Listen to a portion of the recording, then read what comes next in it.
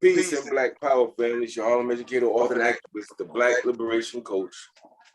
Got an echo. Ajay Taimba. Filming live on location in the Harlem world. We have a number of brothers with us.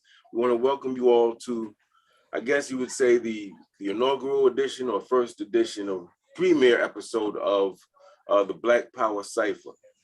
And I'd like to maybe take a few seconds to introduce our brothers that are joining us who are part of what we're calling the Black Power Cipher. Maybe we start with Walimu Baruti, my brother, as the elder statesman of the clan here. Greetings, Baba. And of course, it's good to be here. It's good to be in the company of fellow warriors. This is an honor, just something, of course, real brief. I'm glad to be here. I appreciate being included in this because this needs to be done. It's past time for this to happen. And we have a lot of I don't want to say new, but workers that people don't know about, and they are workers. So I definitely appreciate being here, and this is an honor. We thank you for joining us too, Baba. Can we go to our good brother, Yusef Bunchy Shakur? As we say in Detroit, what up, though? And to follow up what Baba Baruti said, man, it's an honor and pleasure. As we're going to learn, many of us know of each other. Many of us have had the opportunity to work with each other. Many of us influence each other directly or indirectly. It's the ancestor work, right? I think something I live by, this is represent not like-minded people, but like-valued people. And last but certainly not least, Baba Imhotep. Yeah, peace and blessings, and yes, this is an honor. I'm actually excited just to be on this panel with all these esteemed men to do this work. I look forward to the progress, the growth, and the development.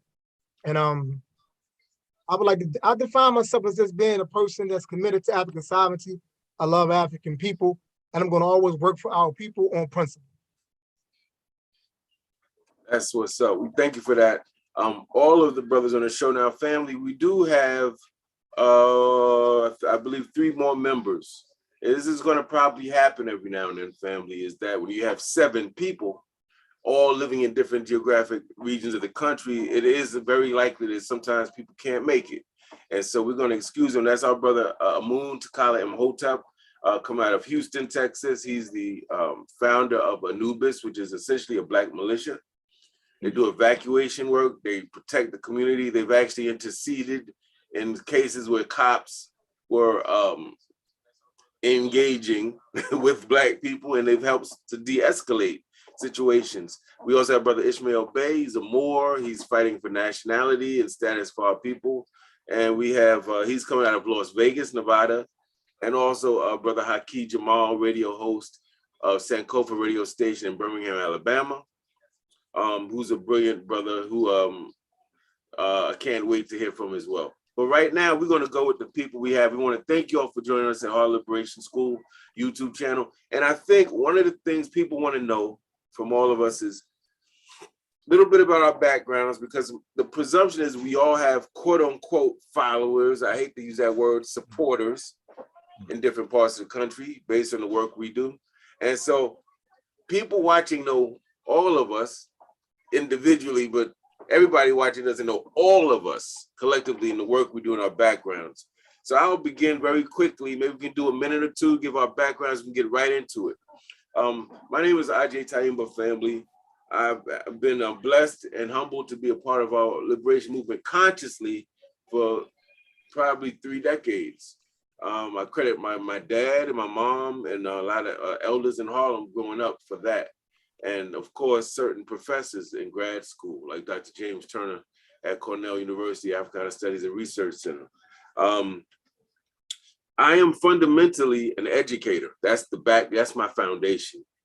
I'm also a community organizer and a person that is really trying to use the last quarter of my life, because I break it up into thirds. I figure we got 75 years, generally speaking, to live. The first quarter, 1 to 25. Second, you get it, family. I'm 54. I'm in that last quarter. So what I'm trying to do now is make everything count. And what I'm trying to do now is not be a leader, but to teach leaders and organizers and activists how to be more effective. That's really what I'm trying to do. And I've written a few books also. In the description section of the video, I'm going to have everyone's information, website, Cash App, and all that information if you want to stay in touch and support us. The reason that I wanted to do this show, we did a Black Power Cipher maybe 5-6 years ago, right, Brother Youssef? Correct. Something like that. Correct. And it was powerfully impactful at that time. Now, in this day and time, when we have a lot of issues of gender and sexuality and all types of stuff blown up on the scene, I think this day and time is even more important, because I think that straight Black men, nationalists, on one page, or at least in the same book, need to be standing together in unity and need to give our opinion on certain matters of importance to the community. I think there's a wide section of our community that wants to hear our type of perspective. And I think it's important to display unity. And I think it's important to say that we're not involved in hyper-localized organizing. This isn't Harlem in the building only. We got Walimu Baruti, Baba Baruti is in Atlanta, Georgia. Baba Hotep is in Baltimore, and Brother Youssef is in Detroit. And we have another brother in Las Vegas and Houston and Birmingham. So we're trying to show the nationalist brothers that express and manifest nationalism probably in different ways, but we're working together. And that optic, that image is very powerful. And also, every brother here was chosen because of the fact that they have nationalists and race first and foremost, but that they also have a record, a demonstrated record, receipts, resumes, and references, family. You know how I do. Every one of these brothers, you can call and vouch, you can say their name, and they got receipts, they got references, and they got resumes. These ain't no popped up out of nowhere, Pop-Tart microwave leaders or educators here, family. These are people who are steeped in community and steeped in Black liberation. And you can disagree with us and not like us, but I'll tell you this, everything these brothers are gonna kick is plausible and is valid, and you can say, I disagree, but you gotta respect. And that's the type of brothers I like to work with. We can disagree, I don't even care about that anymore, but can I respect you and your character and your work ethic? And every one of these brothers, to me, in my humble opinion, represents that. And I think that you deserve the best, family. I'm tired of seeing our people getting other people eat out the filet mignon of academia. They know their culture and their history. They get the best, and we gotta deal with these people that's fighting on YouTube and threatening each other. Nah, that's not our legacy. That's not what we want to project. So that's my intention or intentionality behind this type of sort of formation on YouTube. But can anyone else jump in? How do you see this as being beneficial to the community, brothers? May I interject briefly before we move on? So a lot of people are inboxing me. They say they can't see us. So I'm sending them to the YouTube. They say nothing is there. Yeah, if they go to Harlem Liberation School's YouTube channel, I know, yes. it should be there, because right here it's saying that we're live. Yep, and it's saying we're live. If you look at the top left of our screen, it's definitely a Harlem Liberation School on YouTube. If they type in Harlem Liberation School YouTube channel, they'll come right to it, and they should come right to See if you can the get live into the program. broadcast.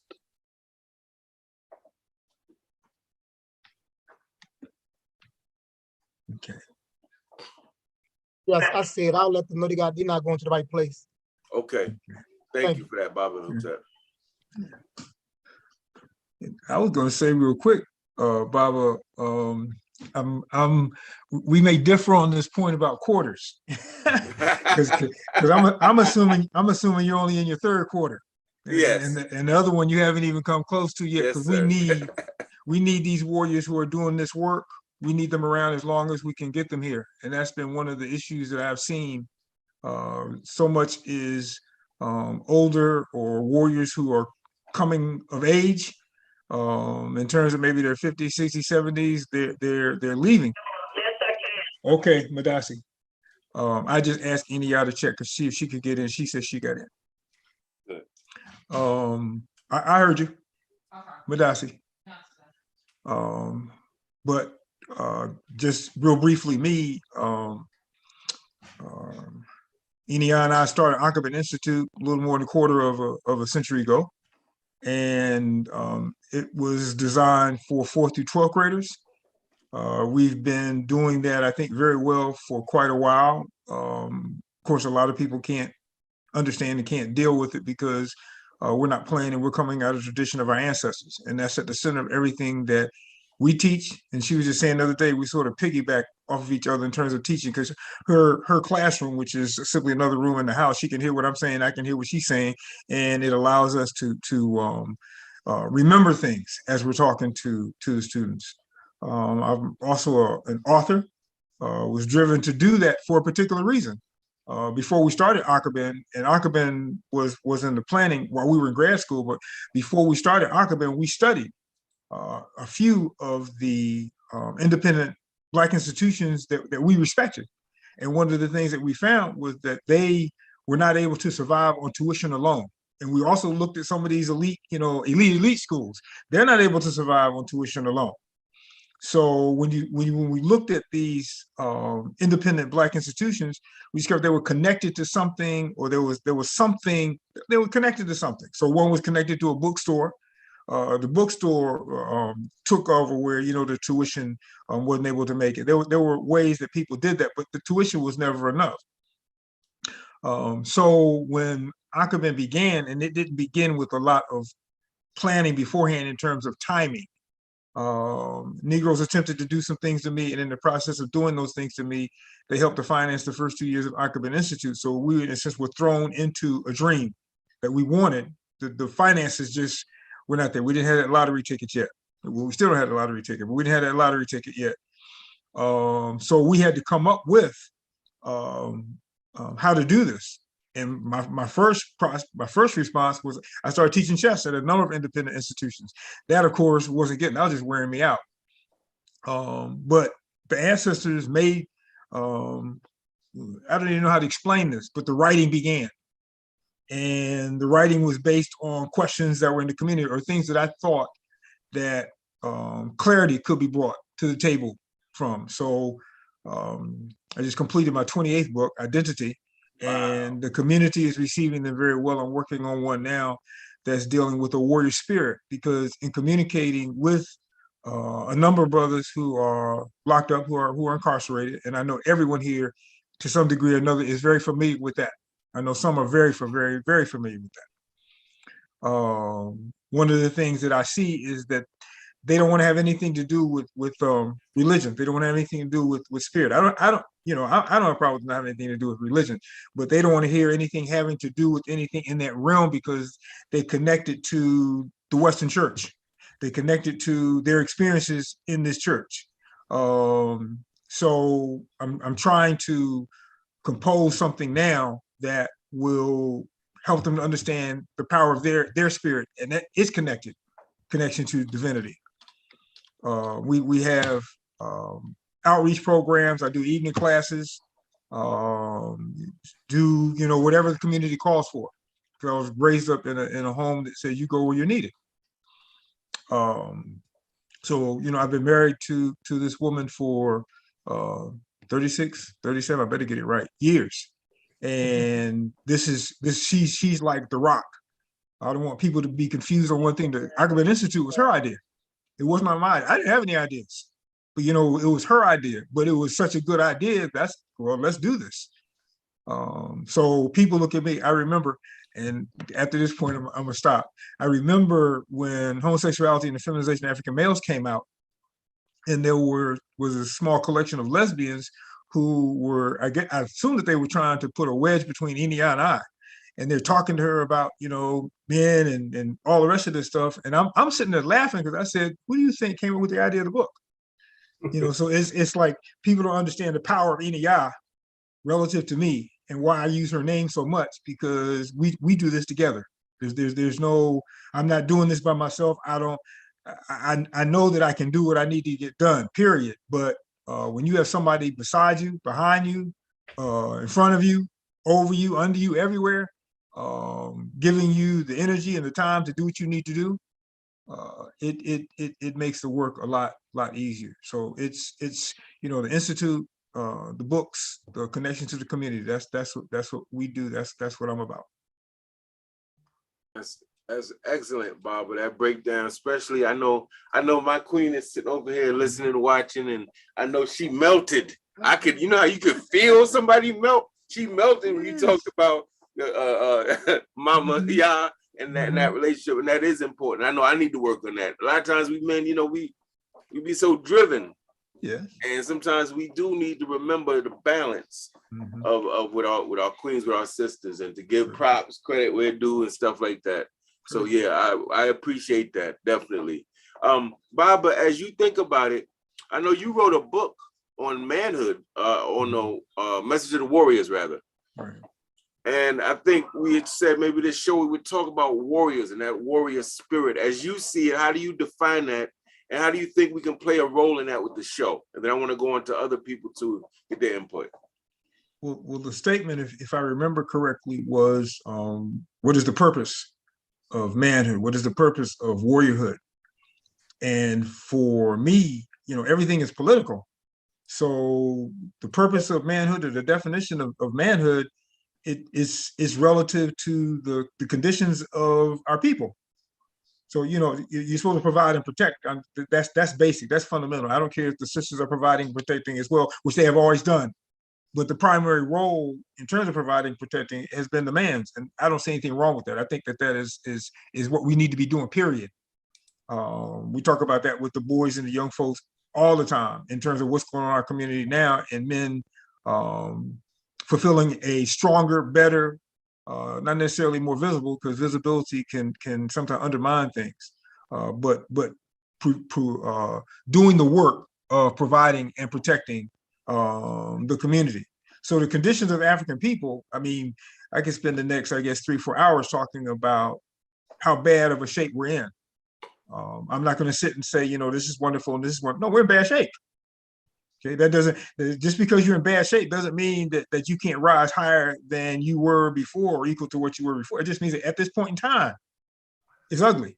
It's very, very ugly. So given that, just, you know, briefly, given the conditions of African people globally, you know, in this country, they're bad. To me, they're horrible, because one of us gone is too many.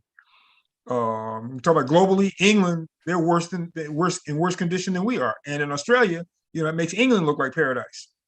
So when we look at the conditions, assuming that we're Pan-Africans, assuming that Pan-African nationalists, we have to look at the world globally as African men, as Black men, however you want to phrase that. And that being the case, then the definition of manhood is a functional one. In a sense, you could say it is a fluid one. It is one that's based upon evidence, because we are people of evidence. So if it's based upon evidence, then the definition of manhood, or your ability to claim manhood, rests in the work that you are doing and have done. It's not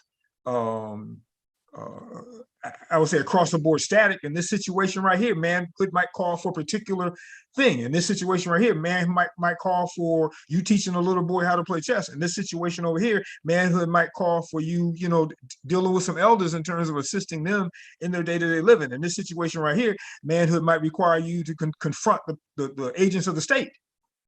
You know, so, but whatever the case may be, all of the things that are done in terms of us working for a solid definition of manhood, a reputation that fits what the definition should be, is all contextual. It's all, you know, based upon the conditions of our people. So to me, it takes an enormous amount of strength to be a man, to be a warrior. And I would close that with, you know, by definition, in our tradition, a warrior is a servant of the people. Period. And not make you less than people, doesn't make you, you know, a slave of the people. It just means that your job is to see what the people's needs are and to resolve those problems and to bring them what they need, period. You hit that one out the park, Barbara, for sure. For sure. Barbara Hotep, man, moving on to you, representing, of course, representing the diaspora as well, but I know you're coming out of Baltimore, Maryland. What is your vision as you see manhood, or let's say to be a warrior? And how, let's say, how have you tried to introduce the public to how you have in real time been a warrior for the people so that they know some of the work that you're involved in as well. Yes, so when it comes to manhood, I'll build on what Baba Rudy just laid down. I like to understand it in the same context. I believe that the signs of the time dictate the nature of the men that we need for that time period. So I like to always use this analogy.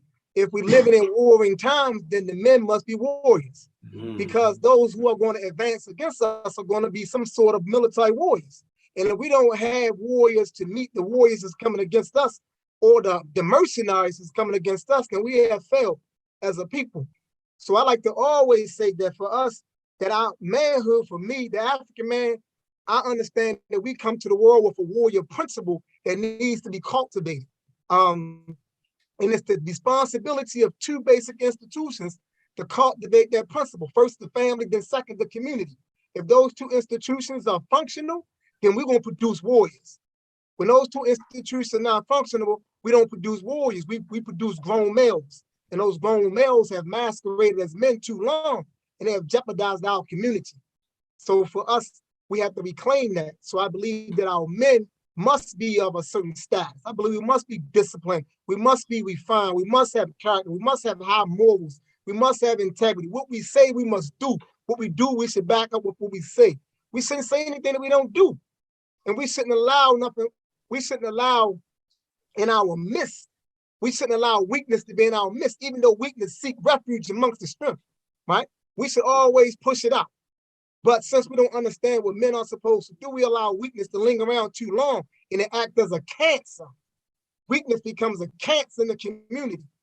So for me, to be a warrior, the things that I've done, I've always stood on the front line for our people in any capacity needed. I'm 51. I've been doing this work right here since 1993. I've done this work in the belly of the beast. I stayed in prison 13 years and 9 months, and I raised up men in prison. And because I raised up men in prison, I was denied parole 3 times. I was sent to Supermax, and I was tortured for 2 years in Supermax, right? Because of this work right here. So for me, it's no turning back. And so, yes, I come with a strong voice. I demand discipline, and a lot of people don't like that. I speak in absolutes when it comes to African culture. I'm not speaking about our people relatively. It's absolute for me. It's us or it's nothing else. That's my position. Because that's the position all other people who have invaded us have taken. And that's the position that they take. So until we take such a position, we're going to struggle. So we got to put ourselves first. So that's the reason why I do race first. I do race first differently. For me, race first is it's a national platform. Right? That's how I look at it. It's a national platform. It's a national network that we all can plug into and utilize that network, and we can begin to link up, and we can operate under a single banner. That banner becomes race first. It's not an organization. I'm not asking anybody to relinquish organizational affiliations or organizational sovereignty, nothing like that. I am saying, you know what I'm saying, let's create a platform that we can stand on. So if you're in Alaska and the brothers in Texas, y'all seeing eye to eye, because we standing on these basic principles. And these principles are going to regulate our lives. It's going to dictate how we have to be. Because this is where we have to get to, because we are in a horrible condition. We are in a bad place, a really, really bad place. And we got to get extremely serious. And we don't have time for those who can't handle being serious. We got to let them go off to the side. I don't care who they are. They got to go out to the side and do their own thing, right? We need only the real warriors to lock in. So that's why I work with the young boys, and I don't play with the young boys. They're going to be warriors. My sons know they got to be warriors. They didn't come here to linger around. You didn't come to this earth to lay around. You came to this earth to add on and push us forward, right? And we can't teach our children fear. We can't teach them to fear the police. We can't keep on taking that position. That's the wrong approach. You don't teach them to fear. We teach them to be wise and to be cautious, but not to fear, right? They need to know that they coming to a place that requires for them to be warriors. And I'm going to close on this note right here. I believe that we have to strive hard to create the demarcation between ourselves and our enemies. We are too entangled with their way, and therein is the confusion, right? So I put a post on Facebook. I said, don't make the mistake of thinking that Chukwu and Yame or Oludumare is the same as Jehovah or God or Allah, right? They can't be the same because they come out of two different worldviews. Sure. What they mean by Allah is not what we mean by Chukwu or Oludumare. It's not the same thing. And we have to be bold enough to say that. And we got to stop saying, oh, they all the same, they just different languages. That's not true. That's not true. They have their belief.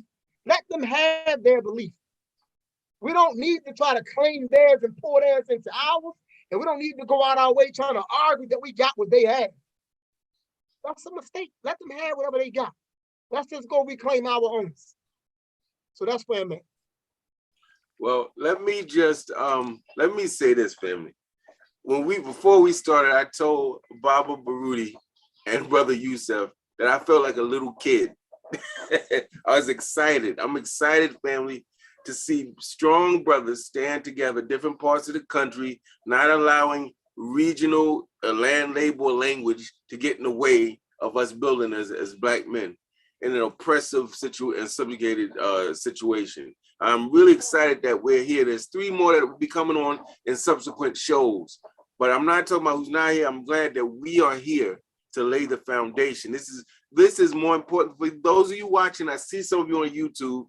Let me do a quick thing and then we're gonna get to Brother Yusef. I got my Queen B is in the building. Brenda Hilaire shouting us out. She says, Wukusu to the Black Power Cipher Warriors and the family. Welcome to Harlem Liberation School. Charmonique Thomas says, Hotep, she's so excited for this. And she puts hashtag race first. We got a Brother Khalil of Baba Khalil of Black Awakening Movement. I know that group on Facebook, they're in the house. Kamari Dreamchild Rosari, I know him from Facebook. Juanita Wilburn says, facts Baba. I forget who was speaking at the time he put that. So we have a number of people that are on. I'm going to encourage you all to subscribe right now. Click the red subscribe button on the channel. But more importantly, share this link, family, with other people on social media so they can get in on this conversation. We also have your boxing life coach. He says, salute to the warriors. Now, this brother, Yusef, I've known longer than anyone. As I told you, we did a Black Power Cipher maybe 5-6 years ago. And what I want to say, this brother, I said this to him then and I say it now, and I think it gets him a little uncomfortable. Every time he gets uncomfortable. And I'm sorry, brother, but I see him as similar to Brother Malcolm in the sense of his beginning and what he went through and how he emerged out of that. If you saw the movie Shawshank Redemption, the protagonist has to crawl through a pipe of sewage. The narrator, who's Morgan Freeman, says 500 yards, 5 football fields of sewage, of the worst smell and stench you can imagine. And he comes out of that, and the rain is, and he's coming out clean into freedom. And it's reminiscent of what Black men and women must do to get our freedom. All of the stress and the mess we go through, the police brutality, the miseducation, the so-called penitentiary and the prisons. So this brother here amazed me then and amazes me now, just because I know that he's in Detroit, started a gang. Now, first of all, to start a gang in Detroit is like trying to start a gang in Baltimore, Atlanta, or Harlem. That is a certain type of brother that has leadership potential that can do that. Anybody can't just go and start a gang.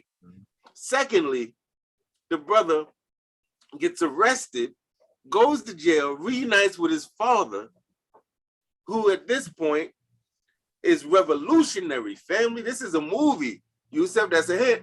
Just give me 5%. That's all. That's a hint. He goes to jail. Y'all didn't hear me. He reunites with his father in prison. His father's straight revolutionary.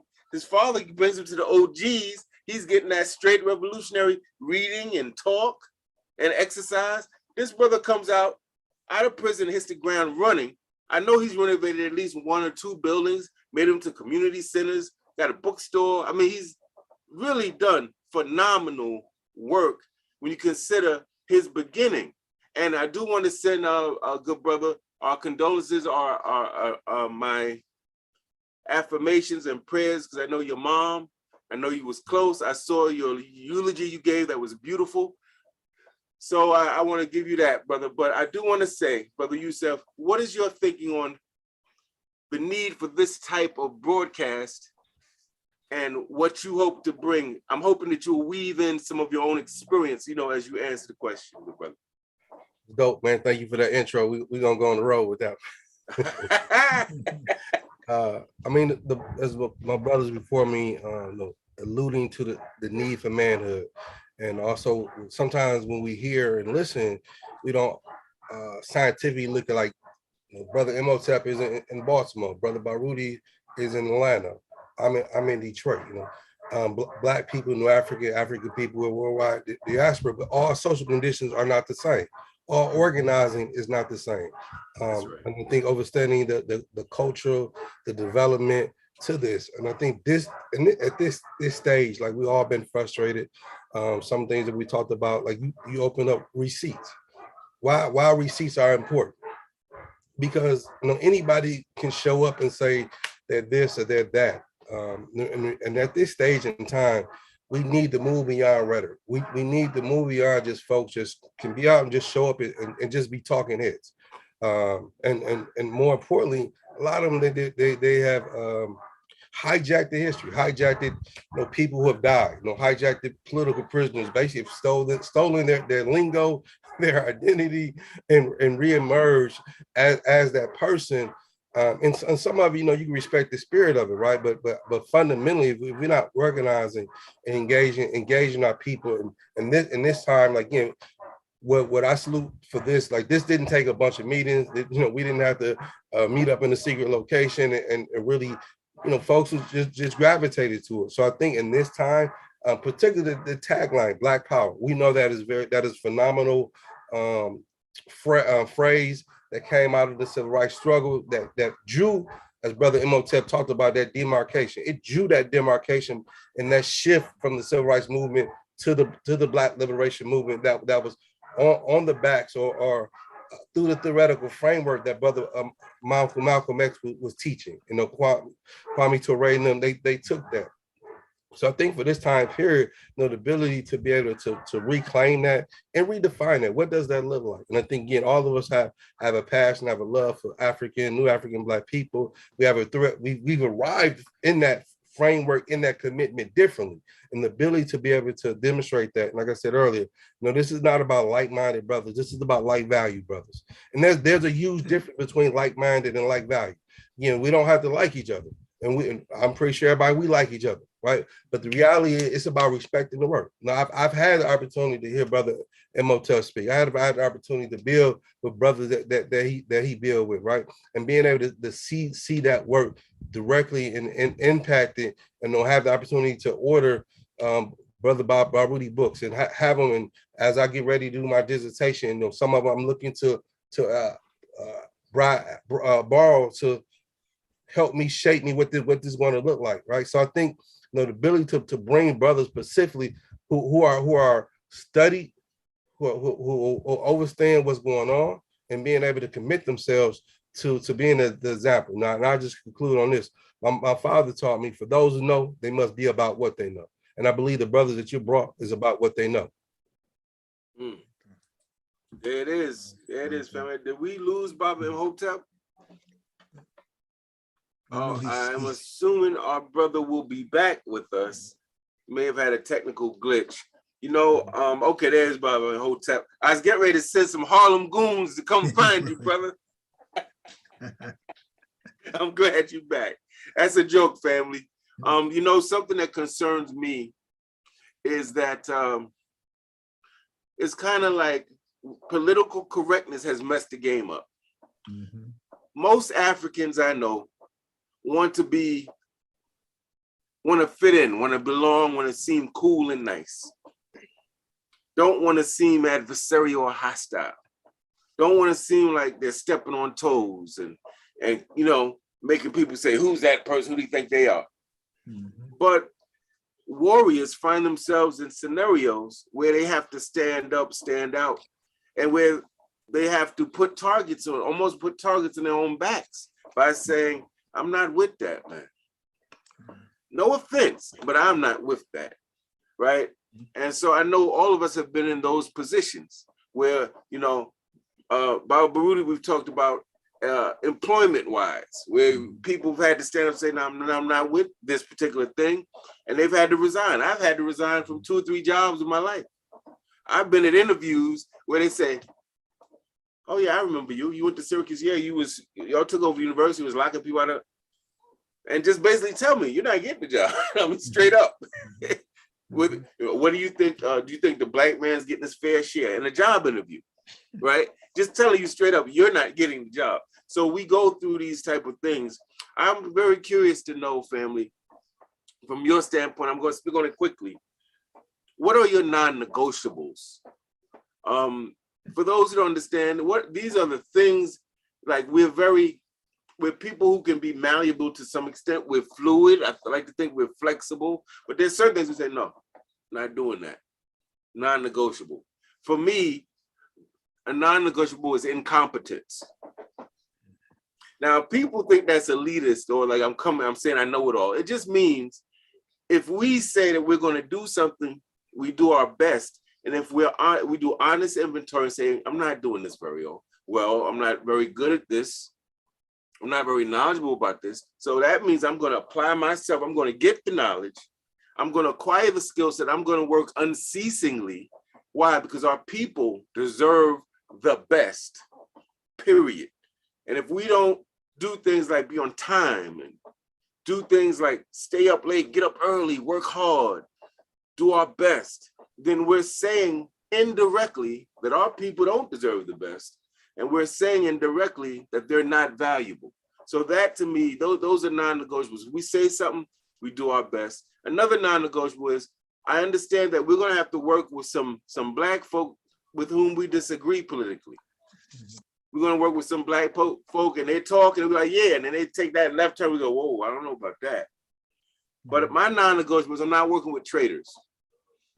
I'm not working with people who are openly documented workers with white folk in the sense of agents and snitches and informants and agent provocateurs. That I'm not doing.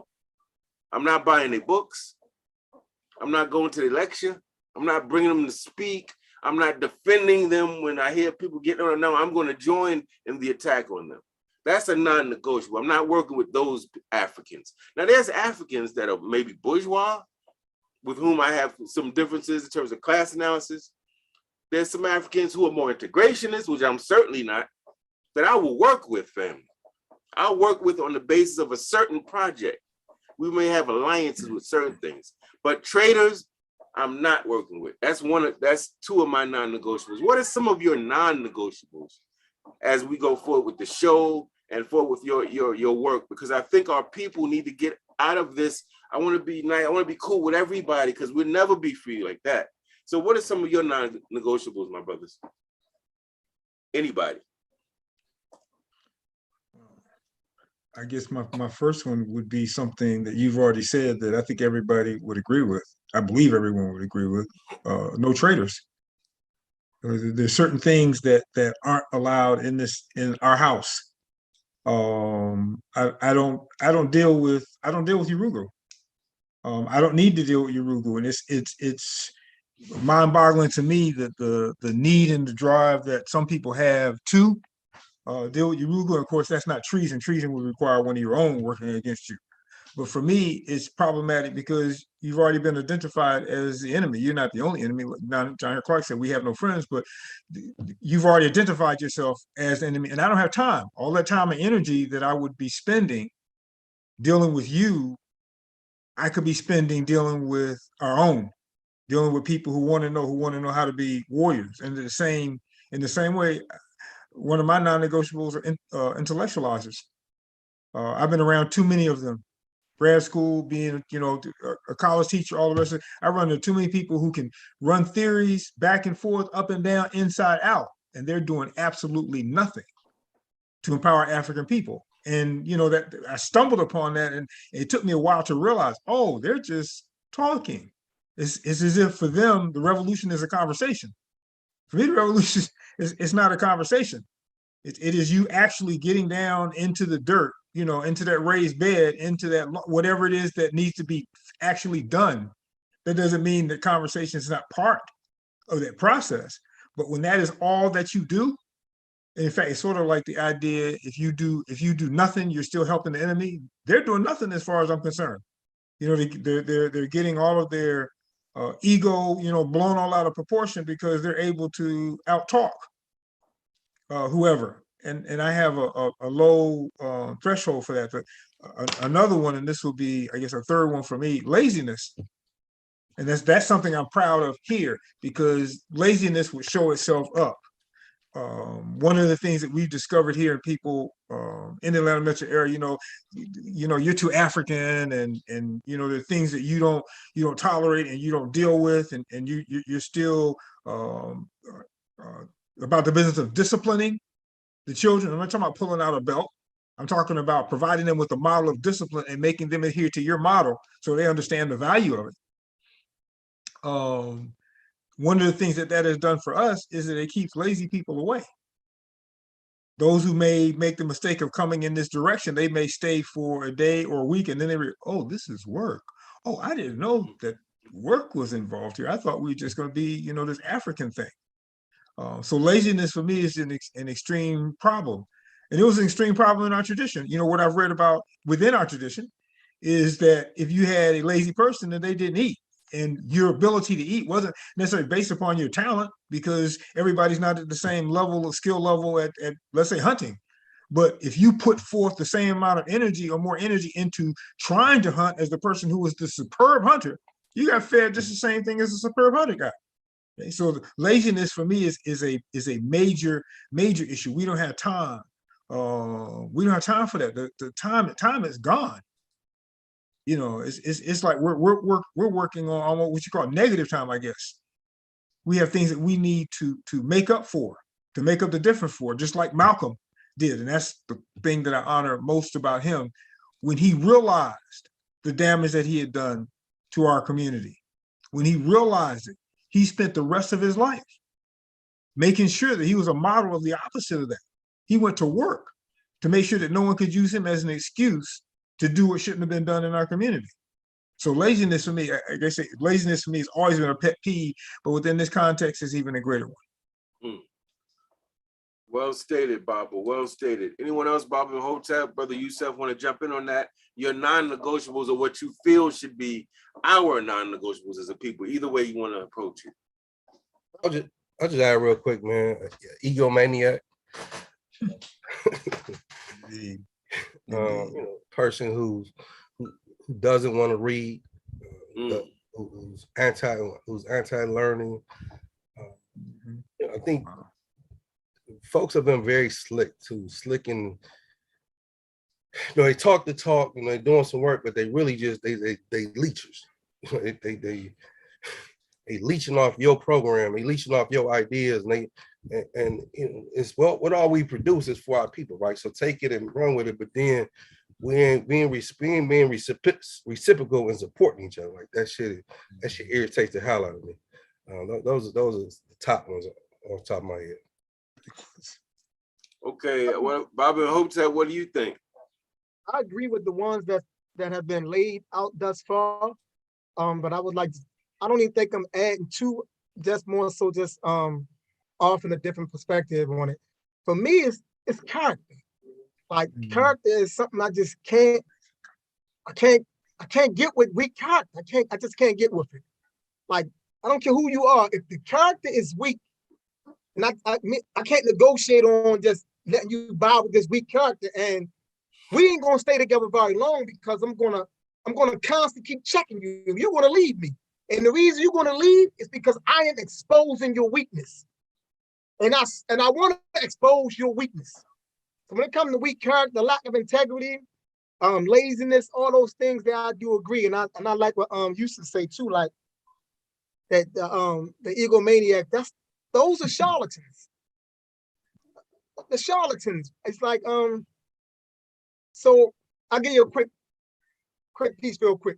So people reach out to me all the time about different things, and then they want to try to lump you in with these different charlatans out here, right? To me, it's offensive, You know what I'm saying? It's offensive. So once they do that, I chew their whole head off. They trying to figure out like why I'm biting their head off. I'm biting your head off because you done came up the side of your neck to me with this foolishness. You know what I'm saying? So don't do that. Don't reach out to me and then start talking about these charlatans. You know what I'm saying? They're your superheroes. They're not mine. You know what I'm saying? So I agree. You know, I can't get with it. That's what's up. Definitely appreciate everyone's contribution. I just want to say, people watching on YouTube, thank you for coming out. I see that the sister named Peggy Burns, it says, Brother Taim, I'd like for you to help bring closure to a project in which I'm currently engaged. Okay, my email address is truself143 at Gmail. truself143 at gmail.com. All right. And hopefully I can help you bring to closure whatever project that you are referring to. Family, there seems to be a lot of contention around this idea of, I think because of maybe what I refer to as toxic Eurocentric feminism, this idea of men asserting themselves intellectually, having an opinion on things as being a negative thing.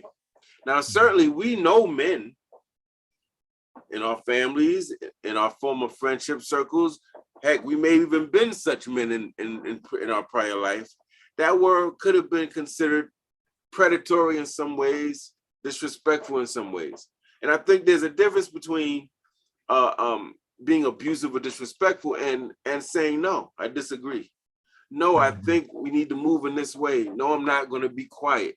I think that the current political structure and tide has kind of equated, like, it's not like a Clenora Hudson Weems Africana womanism that privileges and centers family, right? It's more of like an anti-male sort of sentiment. What do you do? Am I crazy? Am I the only one that's seeing that?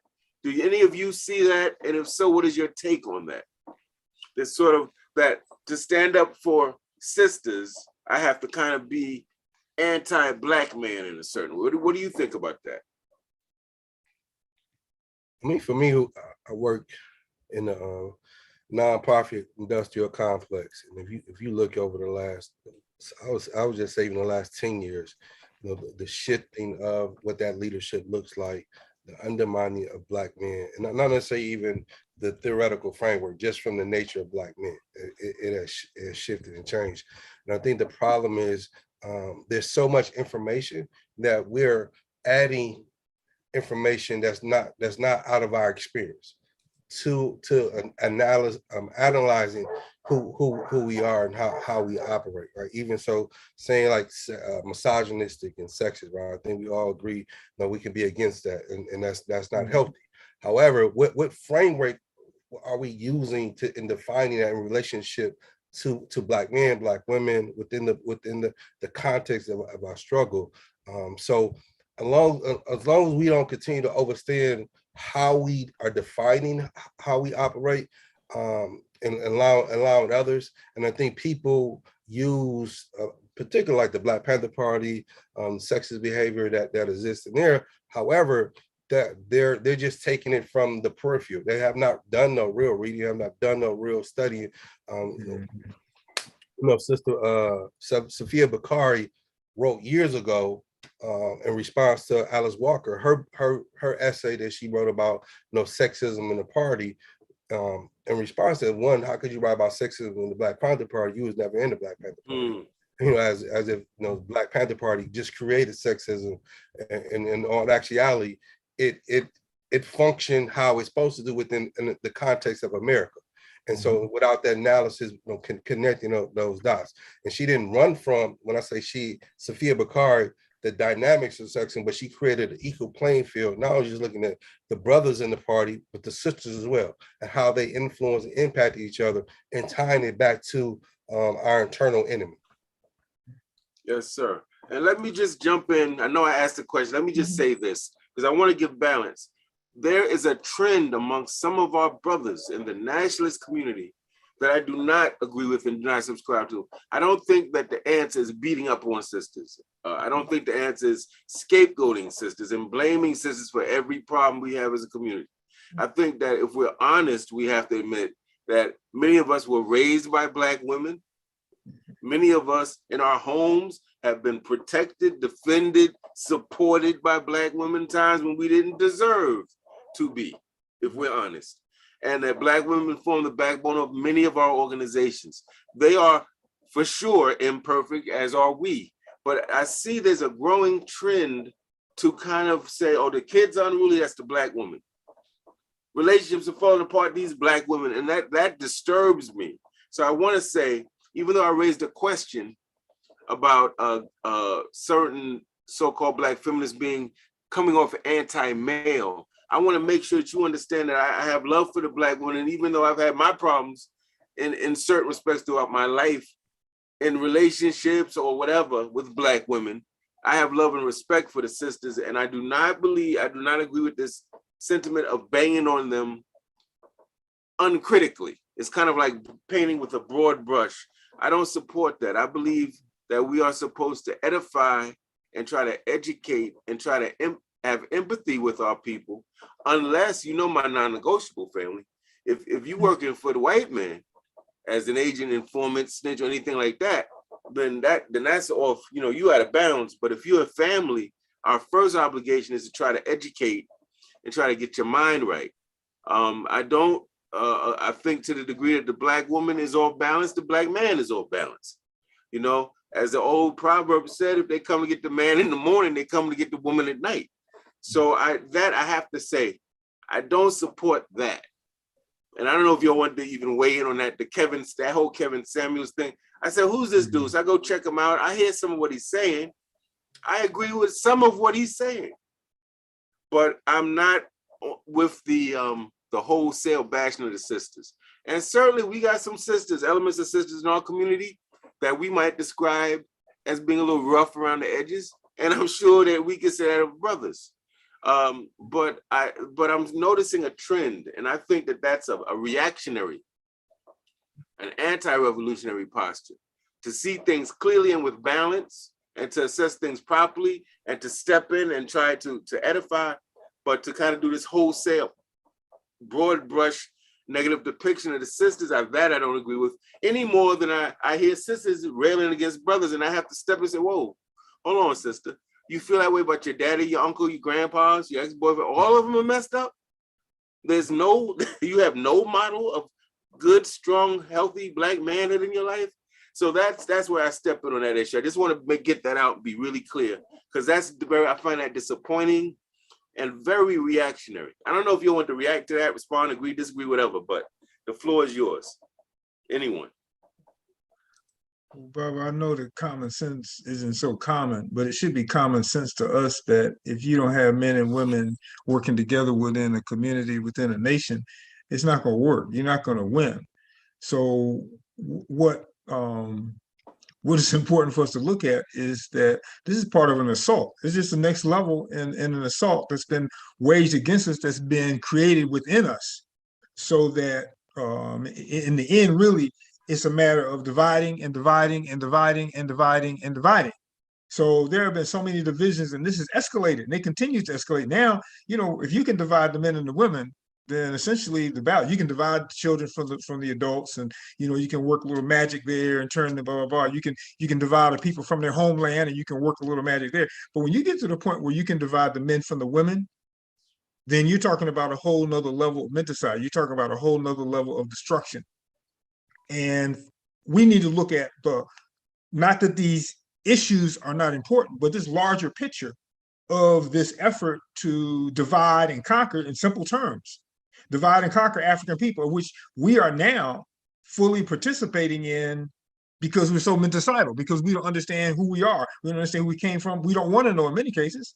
So you have a situation now where people are acting out of the reality that's been created for them by somebody else who has us self-hating, who has us looking to anything, any connection whatsoever, any debate, any division, anything, anywhere, and that just grows and grows and grows. So if you look at the end result of it, then you have a completely and totally fragmented people, and none of them like anything about them, none of them like anything about where they came from, and none of them like each other.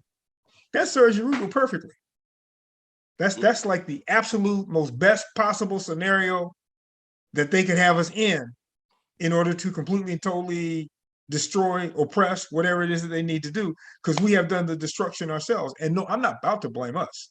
I said we need to look at the source as to what started this, because this man-woman thing, even though as horrible as it is, this is not new. This is not the beginning. This technically is one of the last stages, if you want to put it in stages. So yes, it's silly, but there's a reason for it. I like Baba how you refocus the question. You say, well, that's not the question. It's, they throw the rock and hide their hand.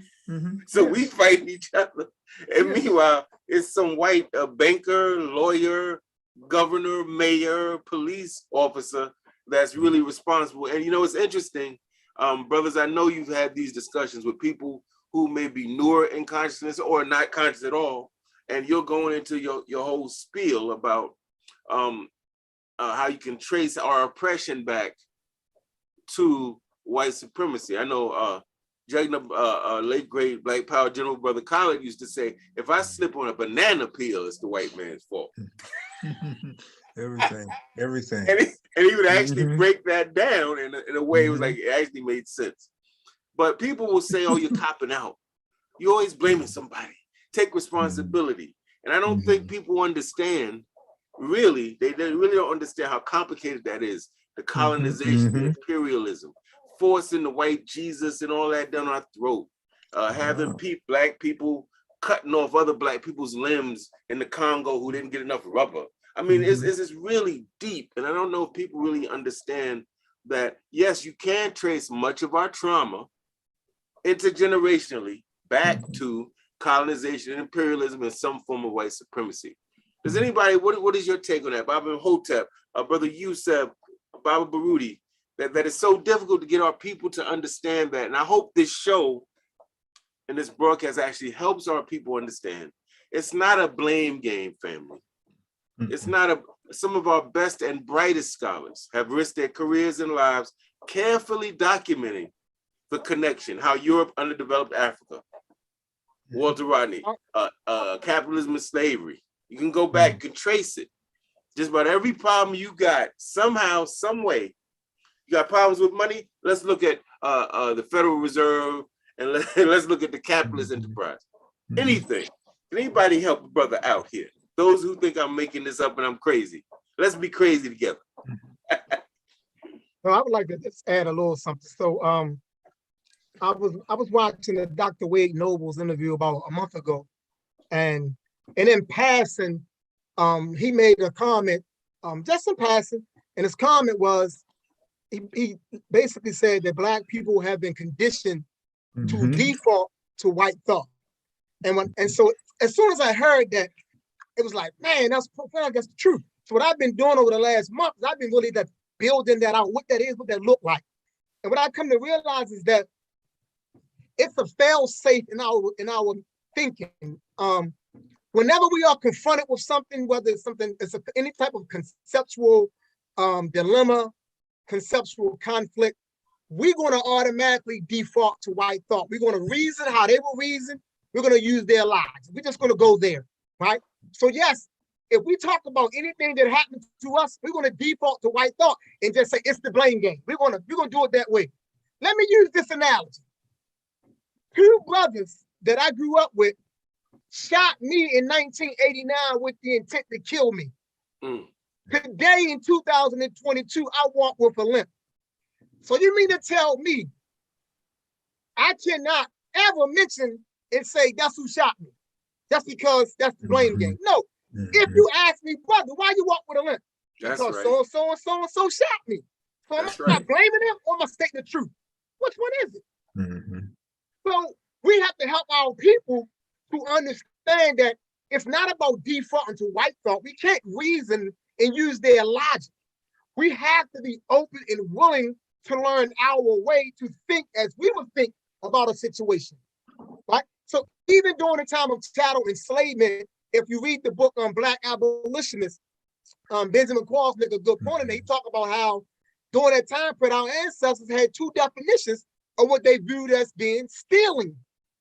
Anything that they took from the oppressor, they ain't deemed as stealing.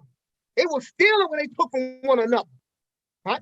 They was using a type of mentality, a type of reasoning that allowed them to hold themselves accountable and at the same time to advance and liberate themselves, right? So that's what it comes down to. How do we get a people who have been conditioned to rely upon white reasoning, right? To relinquish that, to learn a new way of reasoning. That's the challenge. That's why George Jackson in his book said this. He said, fundamentally, it comes down to us battling for the minds of our people. That's what he was talking about, because that's what we're dealing with. But our people, it's a fail-safe. Anything, we're just going to automatically just fall back on their way of reasoning. We'll reason how they will reason. And that's why we stay in this always contention, right? Because some of us see us, and then some of us don't see us because we're relying on their concepts, their precepts, their reasoning, their logic, you know what I'm saying, their categorization, their standards. We're using them as the barometer and the premise to start our arguments from. So our conclusions are going to be flawed. Well said, Baba. Well said. Anyone else want to? Baba Baruti, I see the thoughts clicking, brother. No, I mean, I'm listening to Brother Imhotep, Baba Imhotep. Yes. And I'm agreeing 190%. We are afraid to look back. In the social sciences, you study what the problem is. And historically in this land, the problem is us. That's why you don't find people studying white folks. And when somebody in graduate school, there was a brother who wanted to do that. And he got turned all kinds of ways in terms of trying to study them as the problem. Because that's something that those are terms you can't think in those terms. That's not how you're supposed to look at this. You don't look at them as the source of the problem, as what generated, this reality that has placed us at odds with each other. We're not the enemy of each other. And a lot of people can't get to that because they're trying to get away from the pain. They're trying to get away from having to feel that we've lost, of having to deal with a people who they see as more powerful than us and who will kill for nothing. That's critical right there, because that default thinking understands that Europeans will kill for nothing. So for you to go against that is suicidal. And for you to be, in fact, even be in the presence of someone, which is something that a lot of warriors run into issues with family, friends, quote unquote friends, et cetera, et cetera.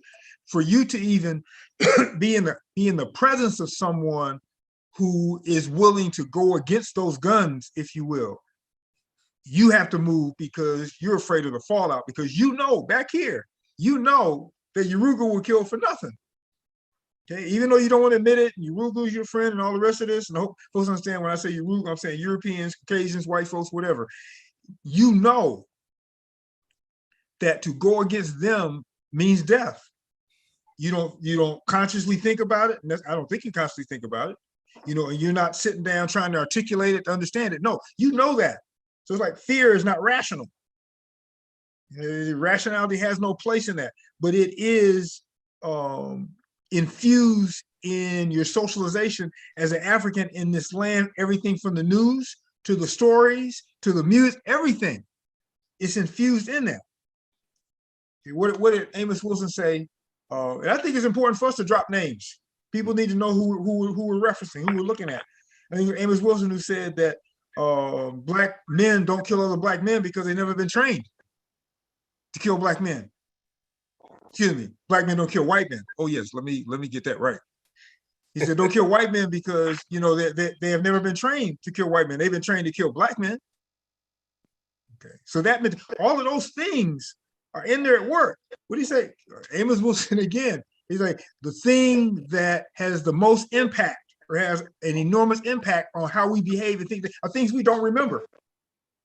Okay, so we don't remember the things that we were taught when we were 2, 3, 4, and 5, but we were taught these things. We grew up in this reality like, everybody else. So those things are in operation in our thinking. They dictate what side we're going to take. They dictate how far we're going to go back in terms of the blame. And in fact, they dictate whether we're even going to be accepting of the idea of blame. Well, it appears that I believe I can't tell by because it doesn't have a name. It has Galaxy A12, it has 205, it has a phone number as guest. So I believe that may be Brother Moon and someone else. But please unmute yourself and let's hear you, whoever you are, so we know who's on with us. Galaxy A12 or the 205 number. Okay. All right. Well, we will continue now. We've gone over, family. I think we started a little late because I had some technical difficulties. It's all part of being a community organizer. And nothing ever works perfectly. You always have a glitch. But really, there we go. Uh-oh. We got Birmingham, Alabama in the building. Brother Hakeem Jamal. Peace, good brother. Hey, greetings. How you doing, brother? Hey, everything's peace, man. Glad to see you. Glad you're okay. Brother, I know, are you driving right now or are you stationary? I'm stationary. I'm mobile, but I'm stationary for the time being. Okay. Is it possible that you could give people a little bit about who you are, what you do, and what you think about us coming together as brothers around the country to do this broadcast? Yes, sir. I'm a Hakeem Jamal from Birmingham, Alabama. A community activist. Like I said, I've been in this, I guess you can say, in this line of work for well over 30 years. So I would assume, I would go as far as to say everybody is pretty much on this panel is pretty much an expert in this field. I would say, because we've been in this line of work for a long time. With 95.1 WSYP FM, Sankofa Revolutionary Radio, in Birmingham, Alabama. Give you news information from an African Center perspective. Been on the air for well over 5 years. Again, we try to provide information that you can't get anywhere else on any other media outlet, whether it be print media, television, radio, social media. We pretty much just try to give you news using a hardline approach. And we try to get the world out by exposing brothers like, I would say giving people more exposure, like unsung heroes like yourself, Brother Baba Baruti, Brother Amun, Brother Shakur, and all the good brothers who's really out there on the front line doing the work, who's basically get unnoticed, go unnoticed, and people who really just doing really good work that I feel don't get enough credit, or we feel the need that they should be getting more credit and should be getting more exposure because of the hard work that they put in and pretty much the passion that they use and the work that they provide for the community. Can you hear me, brother Ajay? Yes, sir. Yes, sir. Yes, sir. Thank you for that, Brother Haki. Brother Haki is a little modest because the brother is a phenomenal, I'm going to say radio personality. Could you give us the call numbers of the radio station, Brother Haki, in Birmingham? Repeat that again, Brother Ajay. Sankofa Radio, what's the exact call numbers? Yeah. Oh, the call number is 205-730-1400 or 205-417-7552. No, what I mean is for Sankofa Radio, is W. Oh, I'm sorry, WSYP. Yes. 95.1 WSYP FM. I barely could hear you, brother Ajay. Sorry about that. You got an echo, Brother Ajay. It's like a that just started, didn't it? Yeah. Okay, I'm gonna have to try to figure out what's causing that. Hold on.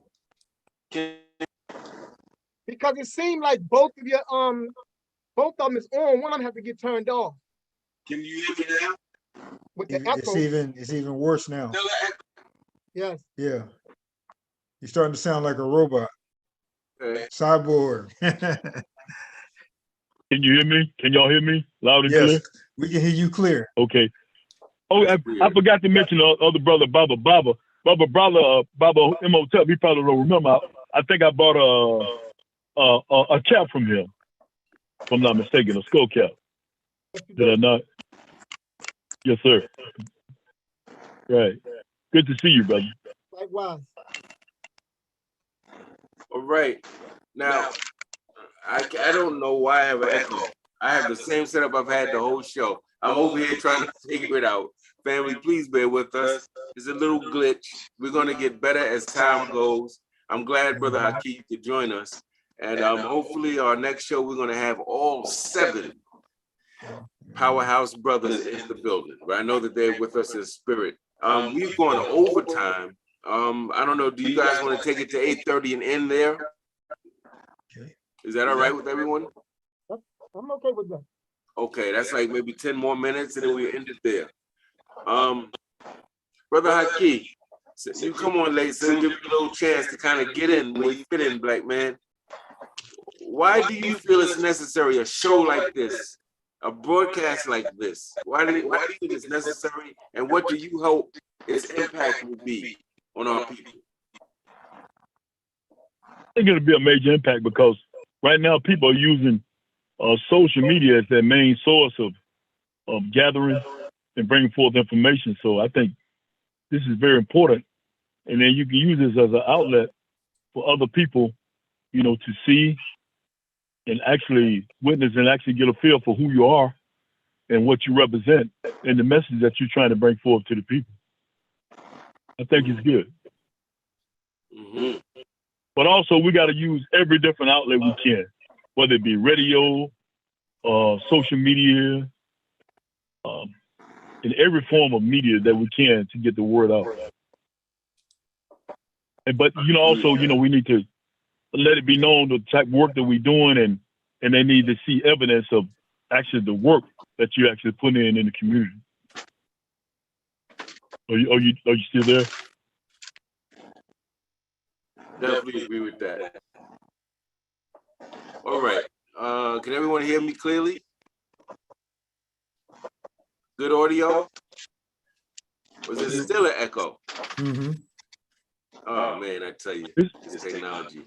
It's an echo, but I can hear you loud and clear now. I can hear you much better than what it was. Okay. You should see me over here, family. If you can see me, you'd be so proud of your brother. I got 100 different things. You remember Gilligan's Island? When they be on the bike, pedaling the bike, the charge was up over here. That's how I feel right now, but we're going to make it work anyway. I tell you, family, I know that this is threatening to, there's certain forces and elements in society to whom this type of thing is threatening. I think people always look at it as you got to be part of the military to be a threat, that only violence, physical violence is threatening. But in fact, when most revolutions occur, they kill the poets, they kill the teachers, the writers quick. They ran the radio, sorry, Brother Hakeem, radio personalities, they round them up quick because it's really the intellectual transmission of ideas, family. That is probably one of the most threatening things. It's an idea, brother, when Brother Yusef was young, to be in the gang. That's an idea. We spending money and being ready to fight over money. $5. I had to break up a fight with 2 young brothers. They were ready to pull out a gun and say, whoa, young brothers, what's wrong? This brother owed me $10. I said, wait, you gonna kill this man over $10, brother? He said that. And then as they're talking, he said, Bob, he said, OG, I gave this brother that $10 3 months ago at the club. The brother he's arguing with is like, yo, you did give me that $10 back. So they get ready to get to this big thing over $10. That's an idea. The fact that we should do devotion or pray or have affirmations, that's an idea. So to me, Ideas are the most powerful thing on this earth. It's the ideas that get us reading, going to work, taking care of our relationships the way we do or not. That prison is something to embody for crime, or that prison is something to respect for political reasons. Those are ideas that we should get people out of jail or not. Ideas. So for me, we all represent a very potent threat. And that's not to be scary or anything like that, but it's to tell the people watching, you don't have to be some lone crazy man with a gun out here doing something wild to be a threat. Raising your family right, taking care of your lady right, raising the babies right, and teaching the people truth is one of the greatest, some of the greatest things we could do. I'm in awe of the Barutis because, you know, they've had an African-centered community homeschool, am I right, Baba? For 22 years, family. 22 years. Now, if you look at our people musically, today, a young person, if you LL Cool J, they'll say you old and washed up. Like our whole paradigm is twisted. You're supposed to respect people who've been in the game a long time, who paved the way. So we've kind of been retarded in a certain way. But I have respect for that man right there, Brother Yusef. You know his story. I think that part of the show for me that's powerful is we have a unique opportunity to use technology in a way that will cut across gender in our community, generation in our community, professions, class, and all that, in a way that will impact people, and in a way that will create cross-pollination, so that the people that rock with me in Harlem in the Northeast, or maybe some of the South are going to say, oh, Brother Baruti, I got to get with him. We got to read his books. This brother wrote 28 books. And the people that rock with him are going to say, oh, this Brother Hakeem, oh, yeah, he's in Birmingham. I got to listen to that show. That's Sankofa Revolutionary Radio, where you're going to hear all types of people in revolutionary ideas. And the people that listen to that show are going to get with Brother Yusef. They're going to first pray and affirm that the brother gets through his doctoral program, right? Because we know that's rough. The white man put you through it, and them doctors put you through it. A lot of work. And they go listen to Yusef. They say, oh, this brother right there in Baltimore, we didn't know about, that's doing foundation work. And he started in the belly of the beast, in prison. Am I right, Baba Hotel? You started right there with the work. Yeah, I started my work in prison. Yeah. So that's why I'm excited about it. We get some cross-pollination and use the technology that certainly wasn't put here for this. you know they didn't create this technology for this to happen. They create this as another distraction. Social media is weaponized. We all know that. It's one of the great distractions. I say all the time, the number one tactic is to keep us distracted. Keep us looking in the wrong direction, talking about Chris Rock and Will Smith and all these other things that have nothing to do with us or our liberation.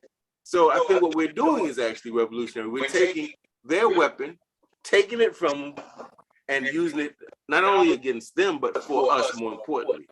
You know, did anybody have any things that they want to add in our last 3 minutes? I was hoping we'd have a question, at least one question from the people watching who seem to be thoroughly appreciating what we're saying. But in lieu of that, are there any last words that anyone would like to share with us before we head out? Yeah, I'd just like to say real quick, I think we have the ability to seize the moment of connecting some dots. And this see our lead to movement, right? You know, individual organizations in cities, right? And being able to foster that and organically, more importantly, and being able to nurture more, and also taking us out of that isolation, out of that island. Because again, I can only talk about how much bullshit I go into Detroit. I can only imagine the bullshit in Baltimore, in Atlanta, and Alabama, right, and et cetera. So the ability to, and like, I don't have to say a lot, you know, just to be able to absorb. You know, and I think a lot of the brothers on here to be able to get refilled, respirited. That's very important. Yes, sir, Brother Yusef. Anyone else want to say a few last words before we depart? Hey, Brother Ajay, one thing before you go. Hey, could the brothers, or if you don't want to disclose your numbers, now, I can get them from Brother IJ and get your numbers, if you want to, present whatever your platform or whatever your program is on the program, on the radio. Just let me know and I can get y'all numbers if that's okay with you all. That's brother, what's up. Networking. Yeah, you can share my info with my brother RJ. Yes, sir.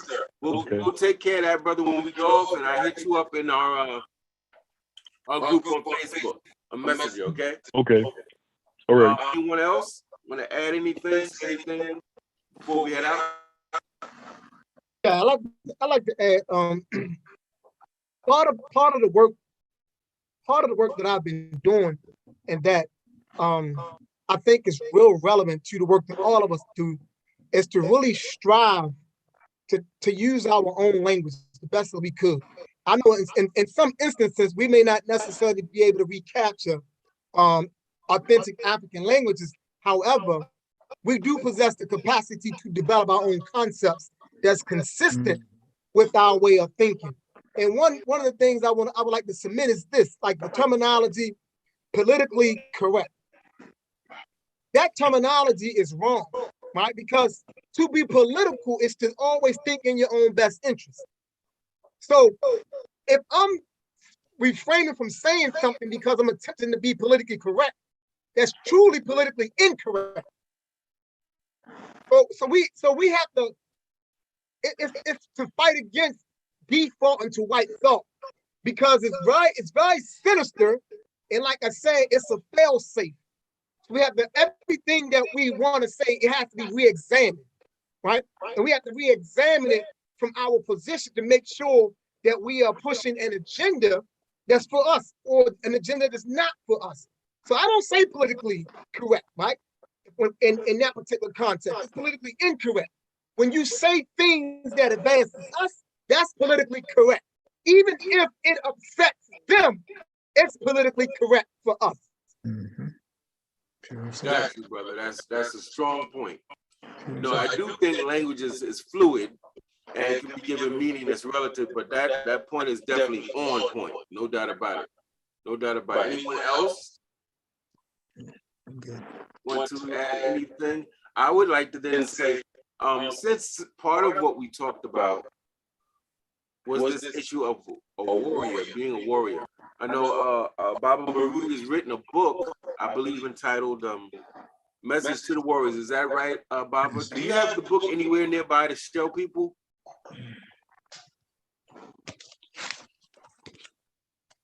Thank you. That's a book that warriors need to read for real, because he's breaking it down. He's giving it clarity and definition. Brother Haki, like for your show, man, the brother breaks it down very clearly in a way that we all can digest that's very relevant. I think that, and I like to have a call to action for every show. So let's say for this show that the call to action is to come back next month, the second Sunday, 7 p.m. Eastern. Check us out. And then the second call to action is, please support the Barutis and the nation building work they're doing with the Akubin Institute in Atlanta. 22 years as an African Citizen Educational Center. Please purchase that book. Brother, could you hold it up one more time? Message to the Warriors family. You gotta buy, we gotta feed our minds to increase our, or to edify our political activity. I got the scholarship to be a better activist, if I can be honest, not just to be a scholar. So it's very important. Please check that book out, family. I believe you can get it for, how much is that book selling for, Baba Baruti? $19.95. There you go, family. And they can get it right at, could you give us your website? www.akobin, AKOBENHOUSE.com, AKOBENHOUSE.com, Akobin Institute. Yes, sir. And Akobin House, excuse me, AkobinHouse.com. AkobinHouse.com. And if you get confused, look up the book by title, Message to Warriors. But please, this brother on YouTube, Bamburi, is saying, Kamari Dreamchild Razori said he got every single one of your books. Oh, wow. And this brother's written 28 of them, family. I'm like, that's bewildering. That's on some W.B. Du Bois type frequency. That's serious scholarship, family. So look, family, we want to thank everyone for coming out. we've gone over. And we want to apologize for getting started a little shaky with some of the technology. Wait a minute now. We got Brother Yusef Shakur bearing witness to the Barudi's College, and he's showing you different books. Let's say it again, Brother Yusef. Yeah, I got like 6. I got like 7 of them, man, in the library. Yes, sir. That's what I'm talking about. That's beautiful, man. That's what this work is about. We do work for the people, and we connect, and you never know who you're touching with that work, man. That's beautiful. Serious. Yeah. That's serious. I'm on it. Yes, I appreciate that. Yes, sir. Absolutely. Thank you for the work you put in, man. That's phenomenal.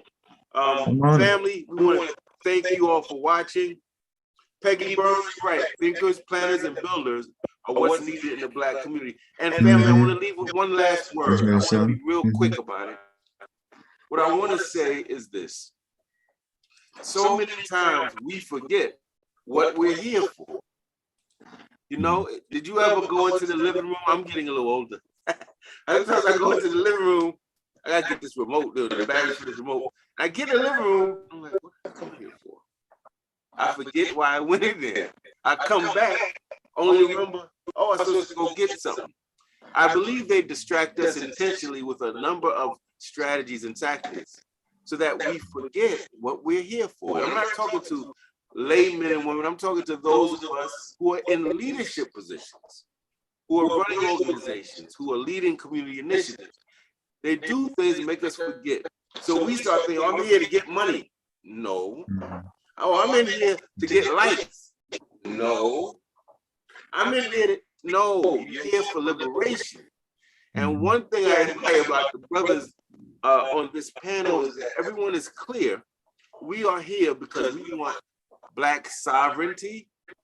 Like, I'm not cool with, you know, JP Morgan's gonna give 100 million donation, YouTube giving 100 million donation dollars. I'm not cool with get rid of Aunt Jemima. We're gonna call Uncle Ben something different. Like, none of that means anything. White people resign from their corporate job. That means nothing.